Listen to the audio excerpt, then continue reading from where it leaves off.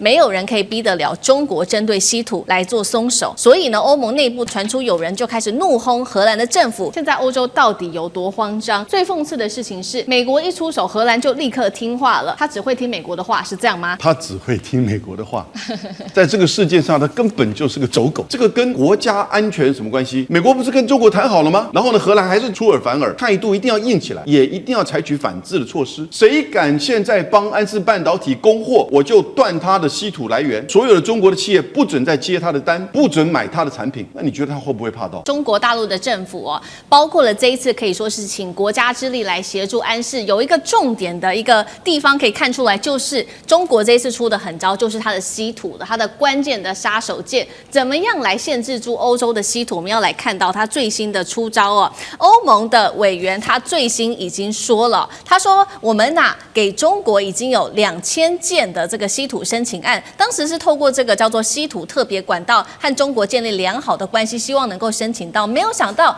中国大陆这一次是慢慢的做稀土的审查，到现在中国只批准了一半，而且还有一半都还没有做批准。现在欧洲的企业真的是人心惶惶了，因为很多的车厂再拿不到晶片就要被迫停产了。欧盟私下就认了，说确实是这样子的，短期内没有人可以逼得了中国针对稀土来做松手，所以呢，欧盟内部大乱，传出有人就开始怒轰荷兰的政府，给政府不断的施压，说你再不放行安氏给中国，欧洲就要崩盘了。我们看到这个是中国大陆的强硬手段，针对于欧洲国家，但是另外一头，荷兰似乎也没有要松动，却是听美国的话。这次美国出手了，荷兰才稍微态度放软。我们来看到荷兰的经济事务部最新紧急声明说，这是最新消息，今天的新闻已经收到了中国和美国就最新的贸易协议通报。荷兰表示欢迎中国恢复对安氏中国厂的供货。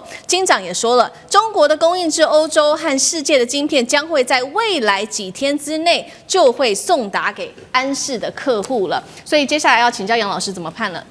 中国这一次用出的就是慢慢去审批这2000多件的稀土案，是它的杀手锏吗？现在欧洲到底有多慌张？最讽刺的事情是，美国一出手，荷兰就立刻听话了。他只会听美国的话，是这样吗？杨老师怎么看？他只会听美国的话，在这个世界上，他根本就是个走狗。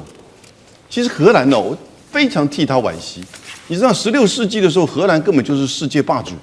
我们今天所看到的这些股市、金融体系，都是荷兰那个时候所创建出来的。各位要知道荷兰还有 Netherlands 这两个其实这个地理范围不一样Netherlands 是这个国家的名称，因为我们通常把它叫荷兰，可是事实上荷兰只是 Netherlands 里面2个省份，而那2个省份叫荷兰，在整个16世纪的时候，它是在全球贸易的主导。然后一直到现在为止，他在欧洲的角色都很关键。就没有想到，你看他在这个事情上，因为美国9月份通过的那个50%的穿透关税，2个礼拜之后，荷兰的经济部长就开始对安氏半导体下手，因为安氏半导体是文泰科技拥有100%的这个持股的，那本来是要倒掉的，几百亿美金把它买下来，然后呢，把它引进更多的客户，尤其中国大陆的这些需求引进来。那由在英国跟德国的这个制造厂制造，然后呢送到了中国大陆东莞的封装厂，80%送到那边。可是你知道那个封装厂每年做多少颗半导体吗？800亿颗，很夸张因为一个车子至少要用500颗，电动车要用到1000到2000颗，如果是智能车，可能用到2000到5000颗，所以它这个量的需求非常的大。那这个跟国家安全有什么关系？我跟你讲，没有车子做不出来才影响国家安全呢。可是现在，美国不是跟中国谈好了吗？然后呢，荷兰还是就做这个动作，出尔反尔。我个人觉得，我还是希望中国大陆采取更强硬的手段，而且要搞清楚，第一个是美国，然后是荷兰政府，然后才是那个安氏半导体，安氏半导体里面有一些它的就是当地的这些雇员管理阶层的开始集体叛变，然后把这个所谓就是执行长的一些什么做的有没有的东西，但现在知道有些根本是假的然后呢要把他赶走，让他们以及荷兰政府取得这个控制权，这不就海盗国家？这不就国有化？那你这个接下来你做出来的东西，你送到哪里去封装？我觉得中国第一个，你要不要针对美国？你说你这个50%的传统关税，你要告诉荷兰政府，否则我不跟你签。你稀土延后1年，没有这回事。态度一定要硬起来。针对荷兰政府呢，也一定要采取反制的措施。针对安氏半导体，我觉得更简单。谁敢现在帮安氏半导体供货，我就断它的稀土来源。我们所有的中国的企业不准再接它的单，不准买它的产品。那你觉得他会不会怕到？会。不然我跟你讲哦，这个是会野火燎原的。因为有几千家在中国在全世界拥有持股过半的这些公司怎么办呢？将来随时被人家抓起来，就当这个等于是来欺负你吗？中国大陆一定这方面要强起来。好，刚刚老师帮我们特别讲到了说这个稀土是杀手锏嘛，所以如果哪一个国家敢对中国反抗的话，那是不是就来断稀土？那首先就会看到说会不会断的先是几个国家，包括德国跟英国。原因是因为德国跟英国在安氏在这2个国家都设有制造的基地，北京不可能从这几个国家先出招。等一下来请教张将军。另外我们来看到因为稀土断了，有一些后续的影响，我们稍微统整一下美欧日汽车产业的冲击。首先是德国的汽车零件供应商紧急的，现在赶快跟中国做这个洽谈，施压荷兰。另外就是德国的汽车零件的巨头采埃孚也说了，正在和中方谈判，确保晶片供应的稳定。其他汽车包括了 BMW、宾士、福斯都已经暂停了，他们靠的就是库存来勉强的生产，包括了日系车厂Honda、本田部分的海外工厂被迫减产甚至停产。那么日产、尼桑、九州厂的这一些畅销车款已经确定了部分来做减产它的休旅车。其他包括了零组件的厂商来自于日本、欧洲跟南韩，也都使用安氏他们的晶片，全部都会受到波及。接下来北京可能先断了哪一些国家的稀土来处理这样子的问题呢？面对这样的问题，欧洲国家有没有可能持续向荷兰来做施压？张将军又怎么看？我认为这个是复合因素，这个复合因素啊，会让荷兰来做政策调整。那我认为有3个。第一个，在10月30号的时候 ，APEC 在韩国釜山召开，这个川普跟习近平也在那边讲过，这个达成一个共识，这个贸易战呢要延缓1年，大家又降了这个双方的税率，不管大豆也好，这个芬太尼也好，对，还有是相关的税率都向下做修调。换句话说，贸易战是走上缓解的趋势了，不然大家不会彼此。中国大陆也把这个门打开了，美国也把门打开了，这很清楚了。那美国对荷兰的常备管辖的影响力也要下降，因为这个两个巨头都碰面了，也达成了局部的共识了。那相关的政策就要下面做一些相对的、相应的调整。我认为这第一个。第二个，我们来看哦，晶片它是有急迫性的。汽车，你不管传统的汽车、这个油电车，或者是这个自驾的，都需要晶片，或多或少这样。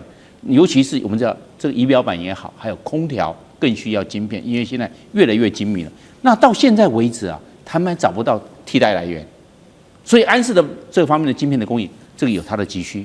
那你这样的话会造成他们的需求性的压力，他有需求，那中国大陆这就是他，那你有需求，我中国大陆是供应的，那我在这方面我就掌握了主动权。第3个，最后一个我们来看了，就是中国大陆啊，可以拿稀土做条件，那以稀土的松绑的需求来解决荷兰、意大利、法国、还有英国、还有荷兰这结果对稀土的需求，要不然稀土被抓住之后，不是汽车业，包括光伏，包括医疗的设备。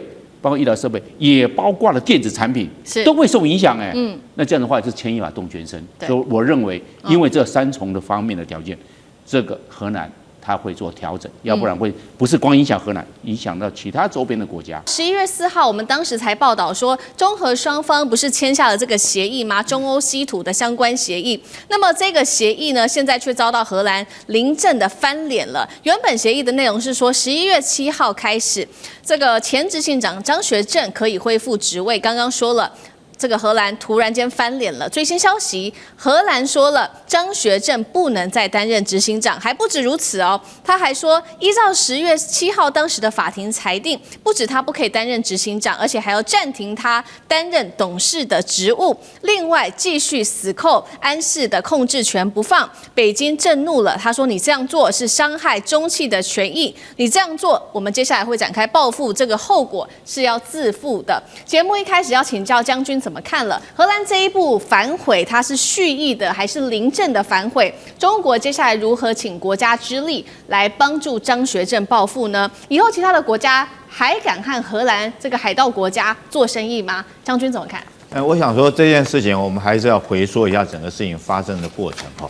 安氏是一个半导体公司，它做的是车子的晶片，大概每一辆车子大概会用到600片的晶片。它这个晶片其实是不是很先进，也不是连成熟制程都谈不上哈。它甚至于这个荷兰称它是一个鸡饲料的一个晶片，就是它很便宜，大概每一片晶片原来的售价才25分美金而已哈。那最近是涨价了，涨了4倍到1块美金，那也是因为供货中断，所以你看它25分美金一片，事实上不是很贵的，可是它就是关键性的车辆必须要用的一个关键性的一个晶片哈。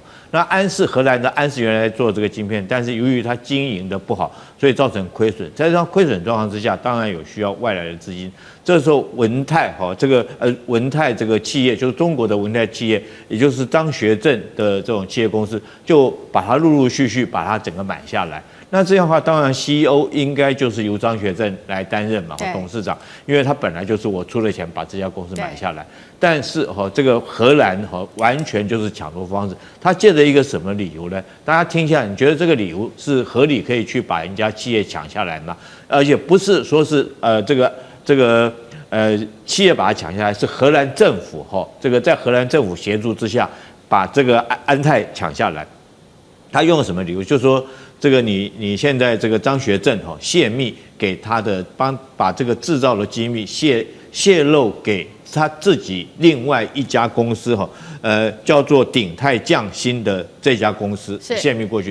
事实上后来经过调查并没有，因为事实上这个张学正在这个安氏这边还买了50台的机台，还在这边加大成本投资而且来讲的话，他在这个鼎泰匠心那边所有权这个董事会投票的时候，他也投了弃权的票，所以由上述的证明来讲的话，这个张学正并没有泄密的一个事实。但是很明显的这件事情，就是因为他转亏为盈赚钱了，所以说是荷兰借着所谓国家安全当作以他为幌子这个想要将这个金鸡母抢过去。那现在后续是怎么发生的呢？后续来讲的话，那当中国是不可能接受这种事情。可是这个公司很特殊的，它是设计或招牌是挂在荷兰的然后晶片生产在那边生产，但是后续来讲封装是在广东的东莞来做封装，也就是说在荷兰晶片做好以后，它必须要送到中国来做封装。那如果中国不让它出货来讲的话，你就卖不了。那之前来讲的话，中国当然协助这个张学正来做反击，就是说不准他出货这个封装完以后，在我中国封装，我就不准你出货。那这下子造成这个全球的所有汽车产业一阵慌乱当然在10月7号，原本说大家这个和谐了大家已经都谈好了，让张学正回去当他的 CEO， 但是没想到荷兰这家公司又反悔了。他现在做什么呢？他晶片不交给东莞这边来封装你就没有封装。但是他忘了一件事情。东莞这边封装厂里面，它有库存的晶片，它照样可以做封装，照样可以出货然后之后来讲的话，后续来讲，事实上它不是很这个精密的晶片，所以中国包括到中芯国际干嘛都可以制造这种晶片，那只是后续来交给安氏来采购。所以现在来讲，我觉得荷兰来讲的话，这把亏真的是吃大了。然后它后续它可能这个中国来讲的话，直接这边可以供货给在中国设厂的这些汽车产业来讲的话，譬如说是大众汽车这个奔驰等等，它在中国有设厂，它就将这些货给他了嘛，而且是用人民币交易。所以我觉得这件事情对这个中国一定要协助这个张学正力争到底，不然的话此例一开的话，那对欧洲以后的贸易，如果说其他企业有样学样来讲的话，那中国跟整个欧洲以后是没有办法做任何交易、做任何生意。中美晶片战开打之后，现在也加入了欧洲的角色，现在帮着美国一起来对抗大陆吗？晶片战现在全球全面开打，我们要来关心的是，荷兰这一回是沦为美国的傀儡吗？因为他正式的宣布要接管大陆的安氏这一家半导体公司，挑战北京的底线。大陆作为反制，他就决定稀土来卡荷兰，是否最后是卡在艾斯摩尔的身上呢？川习会的前夕有非常多的议题，赶快带观众朋友来关心。首先，今天的3个火线话题，第一件事情，荷兰说他现在要接管大陆的安氏哦，那欧洲现在可以说，我们直接解读它就是站队美国队了吗？中美科技战确实从中美烧进了欧洲国家，艾斯摩尔有没有可能成为下一张记品牌呢？因为大陆不再提供稀土了。好，第二件事情是中国确实针对荷兰也有所反制了，祭出了2招，第一招就是直接让这个安氏，它在中国大陆的厂商呢是直接限制它的这个半导体的出口，另外也用稀土来卡喉，直接导致的欧美的车厂啊，不管是福斯、BMW 或宾士，他们现在都非常的紧张，恐怕会有断链的危机了。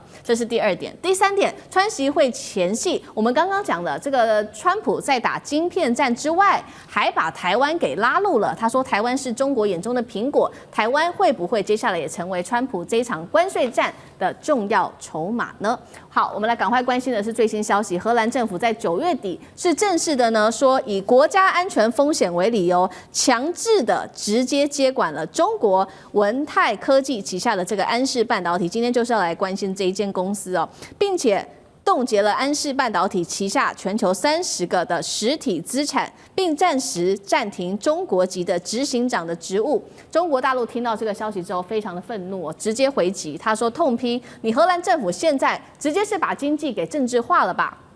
警告你这样子做，其实直接会影响的就是全球的供应链。那荷兰怎么说呢？因为他们认为说，是不是在美国在背后搞鬼，在背后施压荷兰？结果荷兰是站出来否认，但是他说是没有受到美国的施压的。但是来自于大陆南华早报的最新揭露，他说美国曾经以不列入实体清单为交换条件，要求荷兰去撤换中方的高层。所以这有没有美国的介入呢？仍然是打上一个大问号的。我们来看安氏怎么发布他的公开信给中国分公司的员工。他说，荷兰搞这一套没关系，我们现在就搞自己的独立，允许员工拒绝拒绝荷兰总公司在内的外部工作的任何的指令。商务部长王文涛也说了，你欧洲的动作接下来只会搞垮全球的供应链而已。而中国反制荷兰有2大重拳。首先，我们来看到它有这个限制令哦，也就是半导体的限制的出口管制令，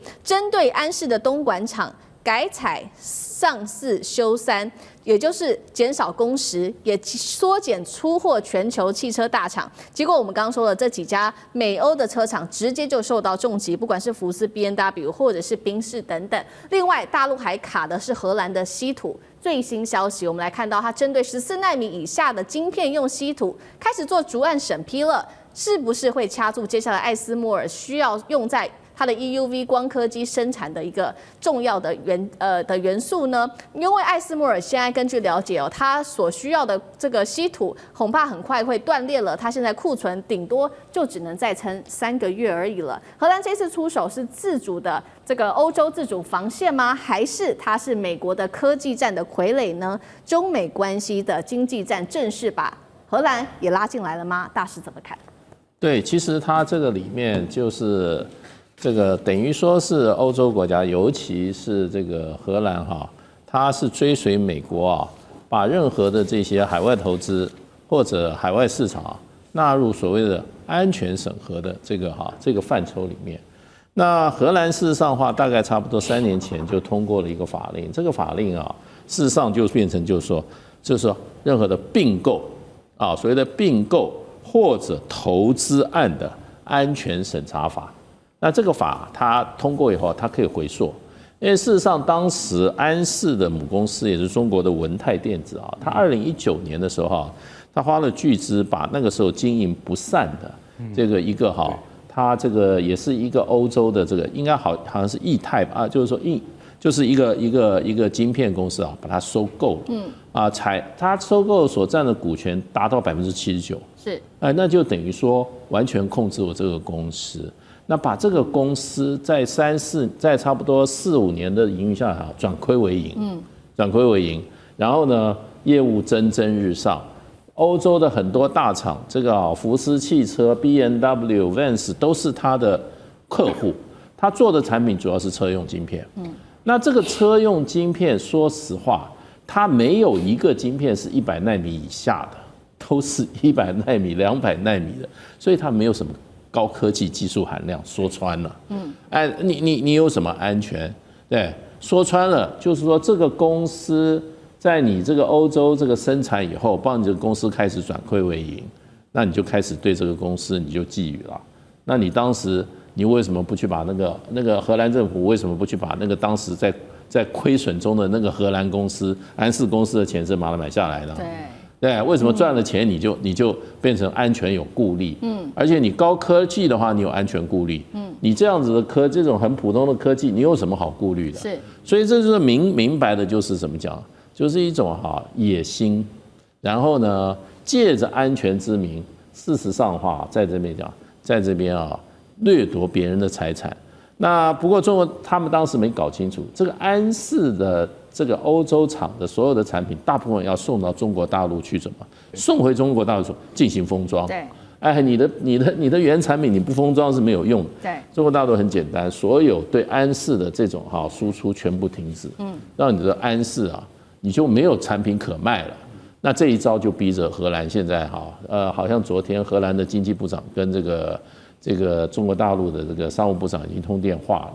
那这个怎么会解决呢？我觉得就变成说除了政治还有商务的解决，因为现在 B&W 福斯公司也开始在抗议了，说你荷兰在搞什么鬼啊？对，所以我觉得这个荷兰这个民族就是太贪心了。然后这个强盗本性不改。好，来蓝干哥又怎么看？大使讲的完全很正确，为什么你知道吗？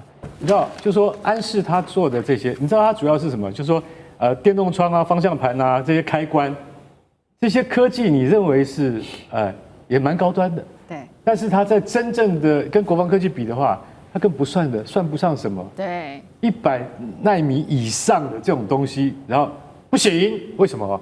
因为我们荷兰政府发现，你这可能跟中国有莫大的关系，因为你被中国收买了，所以你跟中国有莫大关系。这什么神逻辑？本来就是这样。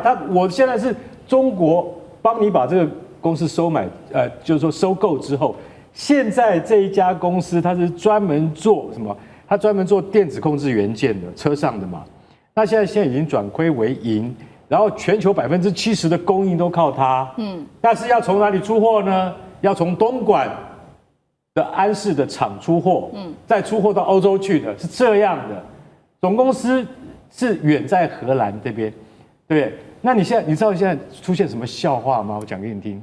在东莞的总公司现在出了个问题，货架上的货不能再摆上去了，要拿那个大纸箱包起来装起来。然后呢，因为后面的货一直做出来，然后那个有从温州坐了1000多公里那个高铁跑到东莞去，我在现场买可以吧？不行，现场不出货，为什么？你去问我们领导不卖就是不卖，为什么？中国说好了，你现在制裁我在这个荷兰阿姆斯特丹的总公司是，那全球的汽车工业通通不要拿到货了，你这些，因为安氏它是全球的这个就是说最终的汽车晶圆的封装厂，要从我们东莞的厂出去的，对，有商人坐了1000多公里，然后到了现场，看到他们说奇怪，不是有货吗？卖给我们呢？不卖就是不卖。不管你是 B&W， 或者你是福斯，或者你是法拉利都要用这种，都要用他们的东西。现在不卖你就是不卖你，不卖你怎么办呢？东西积那么多，然后不卖，那就是我们国家的政策啊。我们可以不卖吧，我们可以囤吧，然后就是不卖。然后呢，不行，牵涉到另外一个问题，4000多人的工厂你现在都不卖，工人还在生产怎么办？国家补贴，上4休3，上4天班休3天，扣你1/5的薪水，同不同意？一问，26万人，就是我刚才讲4000人，对不对？他们进行全省工商普查，26万人有17万人同意，接近2/3同意，就说我愿意少拿1/5的薪水，我1个礼拜上4天班，然后3天要休假，因为这朝向美国的那种制度前进。是，这是中国它在这个就是说巨变之下，他所想出来一个方法，而且这样可以使他的那个真的失业率不要攀升那么高。中国有的是方法解决，所以我今天讲一句实在话，荷兰政府你真的太莽撞了，你没有把事情想清楚你就干了。结果你现在看看，抗议你的是你周遭的荷兰的这些荷兰周遭的这些欧洲大车厂。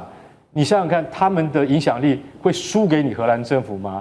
这是商业啊，这是竞争啊，回到现实面来吧。对，这一次的晶片战，荷兰可以说几乎就是配合美国搞这一出哦。但是最后我们看到最受伤的还是美欧自己的车厂。另一方面，我们来看到除了这个荷兰配合美国之外，美国自己跟中国又持续的打这一场贸易战，而且现在台湾的晶片也会成为他们的一个关键筹码吗？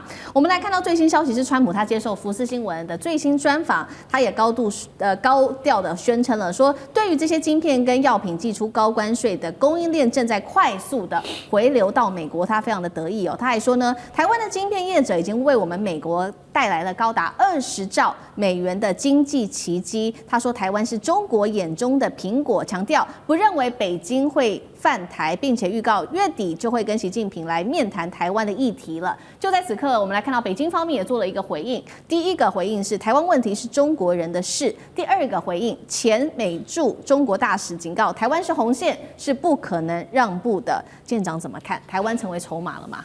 首先我要说，这个川普讲的任何话都很夸大、天马行空的，什么带来20兆的奇迹，你仔细去听，多久时间带来？未来50年吗？还是明年呢？都随他讲，对吧？所以他讲这些东西，什么这些苹果，真的我都听不懂他在说什么东西。但是有一个东西，我觉得台湾真的要开始担心的，台湾被逼的走向了选边的陷阱，真的被逼的走向陷阱。第一个，你现在看我们台积电过去嘛，那个钱看得到，1个厂、2个厂在加，后来又说要50-50才能够免税，意思就是说，在美国生产的晶片跟在国外生产的晶片，台积电生产到要各占50。你说台积电在外面这些国家大概有18个厂，在那里现在只有2个厂，那是不是还要继续投资啊？这是一个，那可能让人想到可能要加很多钱。第二个，最近萧美琴讲了一个话，让我吓一跳。他说整个台积电的生态链都要过去。大家可能不太了解什么叫生态链。台积电这一家厂商在台湾它的底下的供应链的厂商有一个所谓叫1级供应链厂商，就是直接跟台积电签约，有400多家。然后还有一个2级供应链厂商，就是跟这400多家签约的，这样子支援这个台积电的有2000多家。如果萧美琴说这个整个供应链要过去，是不是底下相关的？我不敢说全部，对，可能要去很多。你只要去想，第一个，晶片要50都要投入，生态链要过去。能不能政府告诉我们总共大概要投多少钱？当你这个钱多到一个程度的时候，你知道你不能倒那就是叫做一个叫做选边的陷阱，你不断的在加入，我不能走，我抽手，我这些东西就都没了。所以有一天他那里要是亏钱，我要再继续加下去，这就是把台湾逼到了这里。那为什么会逼到这样子？我想最重要的原因就是因为我们抗中，一心一意抗中。因为你这样抗中，所以你的安全要靠谁？要靠美国。美国就用这个安全来逼你。其实把自己的安全交到别人的手上是最悲哀的事。其实政府的解放其实就是4个字：和中亲美就可以了。立刻可以把这个都解开。好，接下来我们要来关心到的，在西川会前夕，中核晶片的这一场经营权的争夺仍然在持续。我们来看到荷兰这一回是否夺权，而且踩了红线呢？中国这一次也做了一个反击哦。我们等一下会一起来看。那么西川会前夕的谈判桌，接下来可以看到火药味已经十足哦。先来看到今天的火线话题，等一下请来宾来帮我们做解答，就是荷兰9月份突袭式的袭击，并且取得了安氏。那么这时候中国强硬的做了在晶片出口上面的封锁反击。到底荷兰这一场夺权是保住自己的国安，还是直接掠夺中国的技术呢？谁才是真正的幕后推手？等一下做解读。第二件事情，安氏之争会不会登上在这一次，也就是明天的习川会上面的谈判桌呢？川普真的会为盟友出头吗？还是他会反手把荷兰当作自己的筹码，一手谈一手打呢？第三件事情，欧洲车厂现在可担心了，因为没有晶片啊，产线全面停摆，恐慌情绪蔓延，晶片战会不会扩张成全球供应链的浩劫？下一个中枪的不会只是欧盟而已，会不会还包括美国自己呢？今天这些议题我们都会一起的来做解答。这一场中荷的安氏之争，我们看到全面开打哦。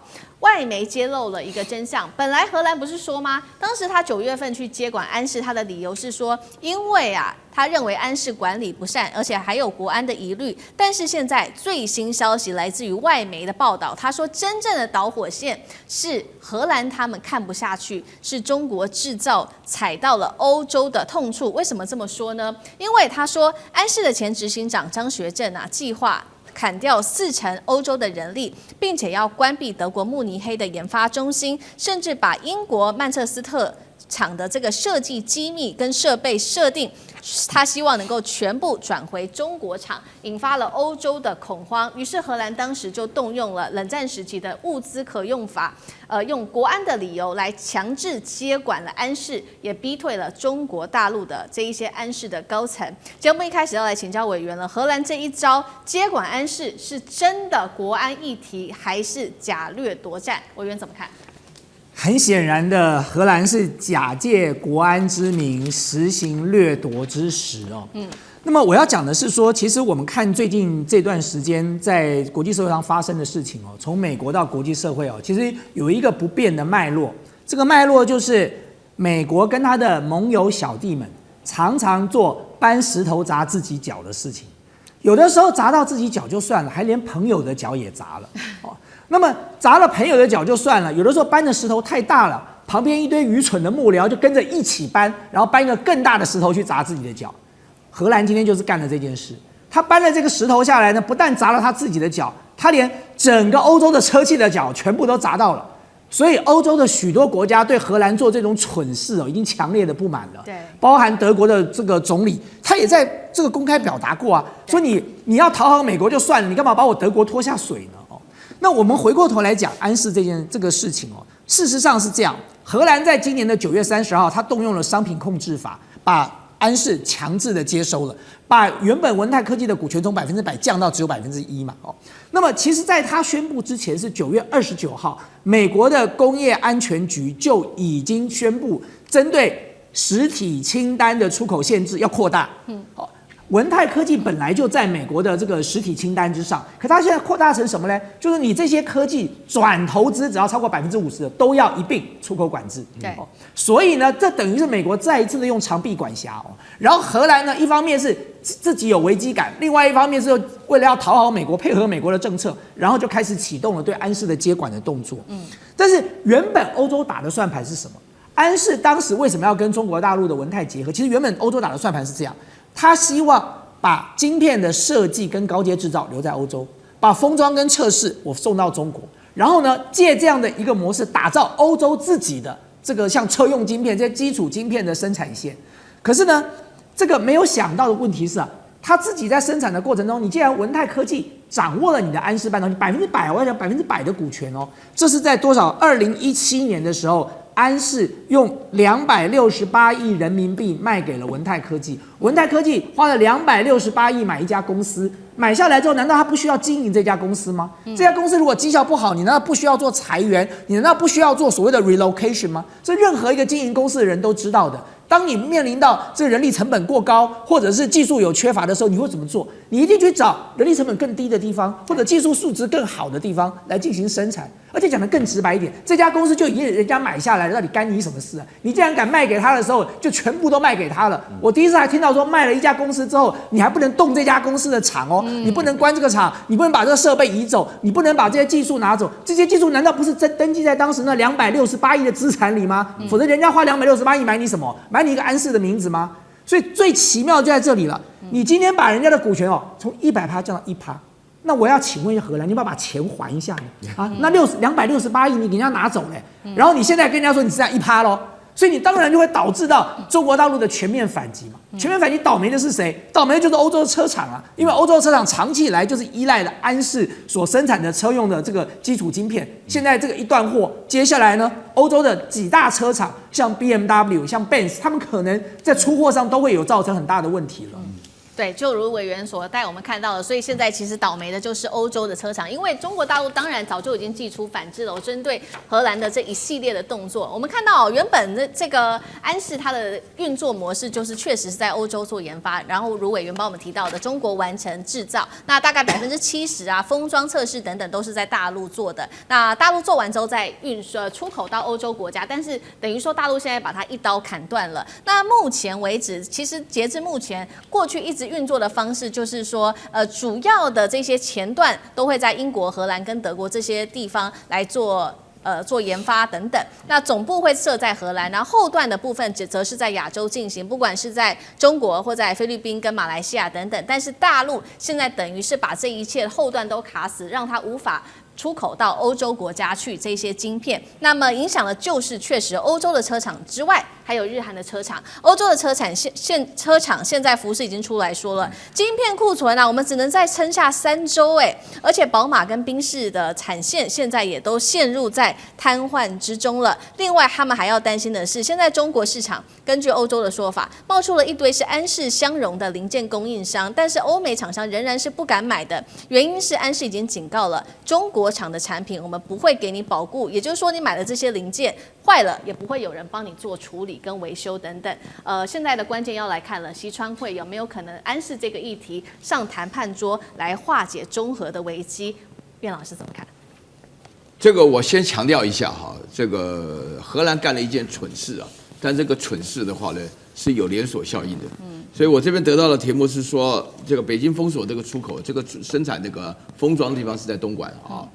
那么这里头的话呢，就是最重要的，北京是叫做杀鸡儆猴了啊，因为荷兰呢自己以为啊，替美国当小老弟啊，这个谁喊的啊，就是先敢对对方的老大开枪啊。这荷兰自己以为自己很厉害，然后美国很高兴啊，什么关税的问题。但实际上的话呢，荷兰有一个想法错误了。第一个错误的话呢，就是呢，他把这个1000多奈米的芯片当成稀土来搞啊，这个是没有用的啊，这个是非常，就因为它生产了非常多嘛，上千亿片啊，封装的上千亿片，他把它搞得，他以为这个是独一无二，他就搞了这方法，搞了一个什么暂时的法律，1953年的什么的，就勉强，美国也不高兴。那大陆的话一看以后，9月30号登了，4天后10月4号，大陆马上讲不准东莞封装的任何一个安氏的芯片出口，啊。那么这个要大家了解，这个荷兰就是搞不清楚这个状况。然后第二点的话呢，荷兰呢说谎啊，官员呢为什么官员呢出来说谎呢？因为他们现在已经倒戈了，那个马上下台的那个部长啊，就在那边讲啊，这不是我们搞的，我们没有按照美国的讲法来做，想要混过这段时间。可是底下要接上去的人会是个大麻烦呢，中荷之间大麻烦，就不让他搞。那大陆基于要杀鸡儆猴，什么杀什么鸡要惊什么猴呢？就是说很多美国的小弟想要耍荷兰这一套啊，就现在非常严重。这基本上的话呢，因为你当初要的钱啊，加起来是280几亿，当时购的价格，整个航母起来，航母让它超过300亿的人民币啊，人家买你什么？人家是最主要原来是说你总公司啊。因为大陆在买东西，就像是那个吉利买了那个 Volvo 一样啊，那个总公司都放在斯托哥尔摩，是造成一种感觉上是个洋公司好看，当初是这样子构想的。那你现在的话呢，就是荷兰的总公司还真的摆起谱来，想要当真的一样，那根本就理都没有理你，你75%以上的芯片都是在东莞做的，他根本就不让你出口，不让出口，你下就断供了，断供以后就没了。然后最重要的是，荷兰当初的条件就是你把那个张学正那个 CEO 给我换掉啊，那个文泰当中的话，大陆要了解啊，只要中国的企业受到欺负，那政府一定会出手啊。那不准出口，那就政府出手啊，对不对？你逼到最后的关头，现在这里头的话呢，一个非常重要的情况下，就是说，你现在荷兰搞这事情，对不对？一巴掌耍掉你半个脸了啊！从此以后看你还敢不敢动。现在好了，同意了，认怂了，啊，安氏出口啊。用人民币计价啊，然后维持这个，现在基本上能够出芯片啊，但是这个安氏中国厂已经完全跟荷兰断掉了，我们自己干就不要你了，啊，你这个搞的方法，因为荷兰本身人家说偷鸡不着蚀把米啊，现在是偷鸡不着的话呢，连自己所有的工具都不见了啊，是以后再也没有工具了，所以就这个麻烦。好，那干哥呢？干哥又怎么看？其实我跟你讲哈，那荷兰为什么会搞这个飞机啊？